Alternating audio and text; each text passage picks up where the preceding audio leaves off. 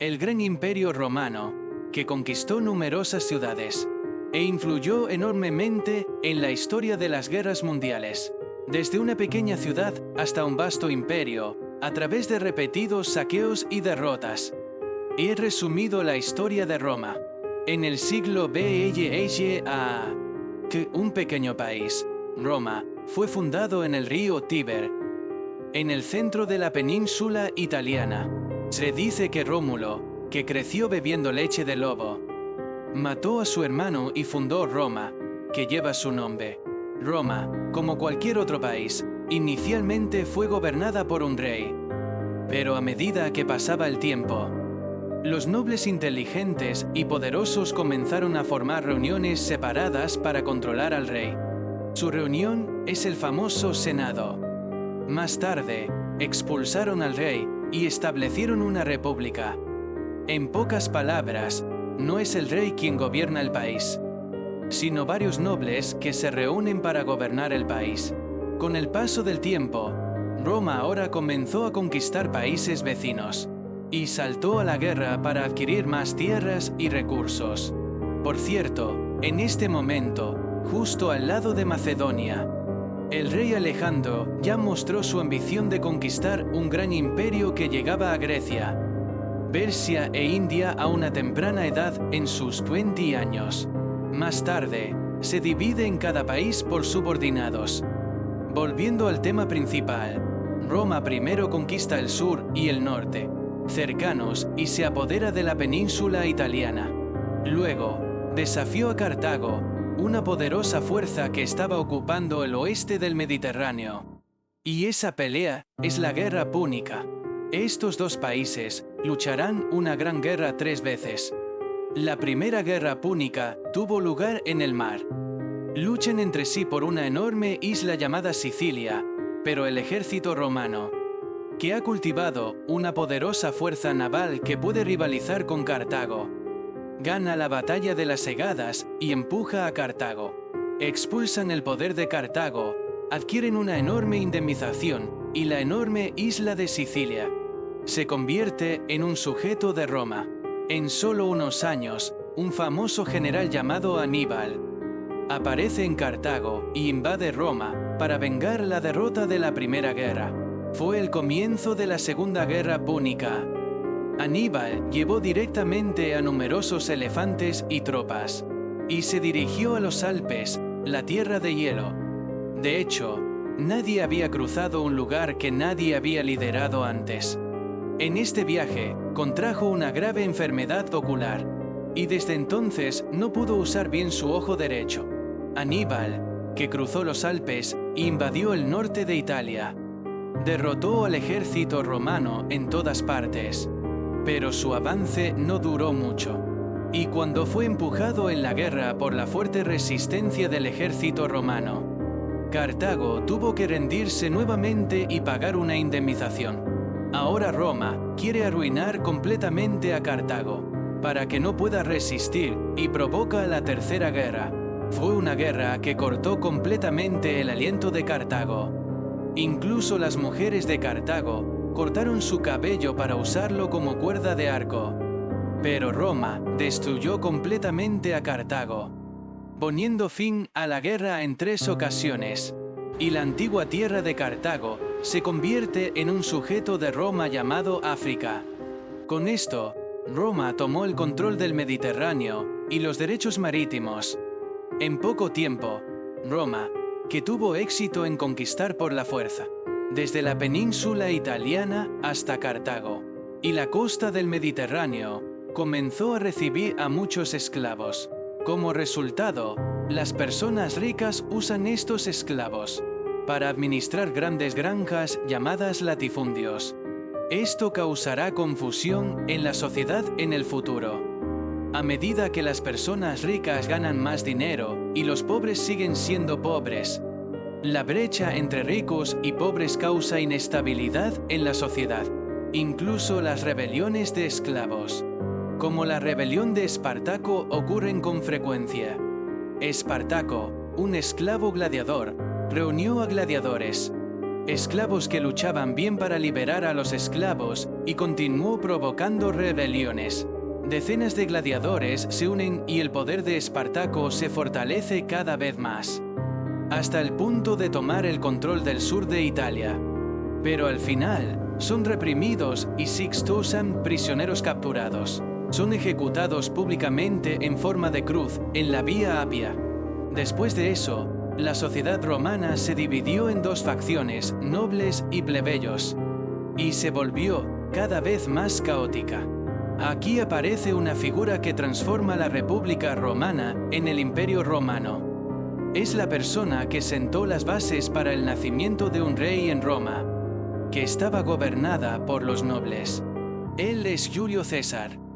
Perteneciendo a la facción plebeya, lideró a los militares y fortaleció a la facción plebeya. Al ocupar la región de Galia, ubicada en la actual Francia, y la región de Britania en el Reino Unido. Incluso dentro de Roma, cuando el conflicto entre los nobles y la facción plebeya se extendió hasta la guerra civil, Pompeyo, que estaba en el poder desde la facción noble, temía que el poder de César estuviera aumentando gradualmente. Entonces le ordena a César que disuelva el ejército. Pero desde el punto de vista de César, si disuelve el ejército, piensa que de todos modos está muerto, y en este momento simplemente voltea el tablero. César lidera al ejército a través del río Rubicón y ataca a Roma. Expulsó completamente a las fuerzas nobles y quería tomar el control. Las palabras que gritó cuando avanzó fueron: la suerte está echada. César, que ganó la guerra civil, consolida su posición como una fuerza poderosa en Roma con estas varias hazañas. Más tarde, poco a poco sentó las bases del imperio y tuvo éxito en convertirse en el gobernante de Roma. Y la gente comenzó a deificarlo al agregarle el título de César. Por el contrario, Pompeyo es amenazado con su vida y huye precipitadamente a Egipto.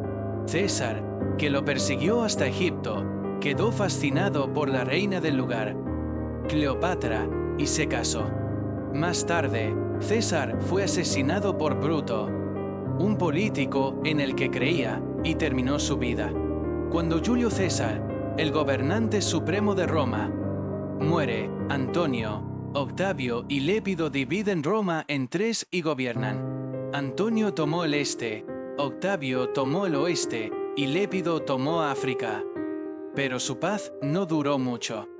Roma declara la guerra a Egipto y Antonio, que casualmente gobernaba la región oriental, también se siente fascinado por la reina de Egipto, Cleopatra, y traiciona a Roma y se une a Egipto.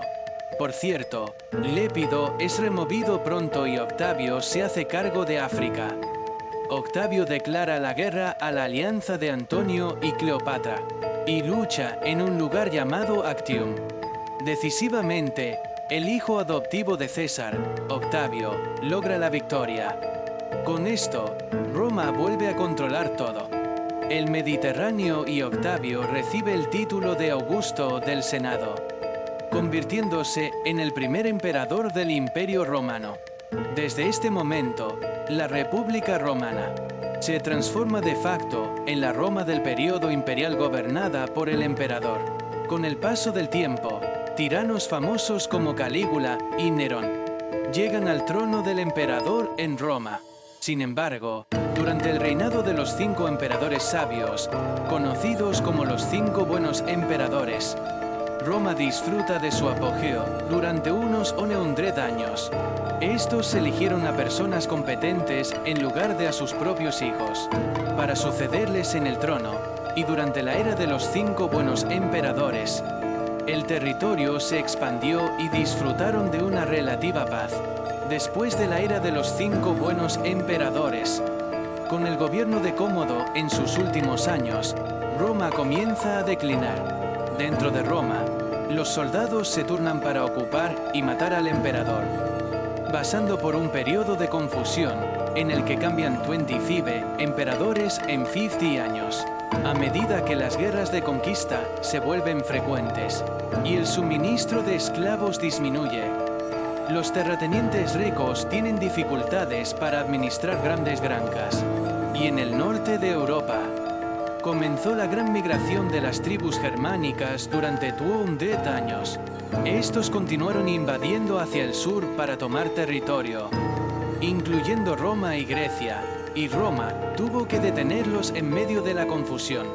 Por otro lado, el emperador Teodosio de Roma, que no se preparó para la invasión de las tribus germánicas y se dedicó a la política religiosa, dividió Roma en este y oeste antes de morir y se la dio a sus 2 hijos. Por los 2 hijos, Roma se dividió completamente en el Imperio Romano Oriental y el Imperio Romano Occidental, como si fueran estados separados. Ahora Roma está en camino a la caída.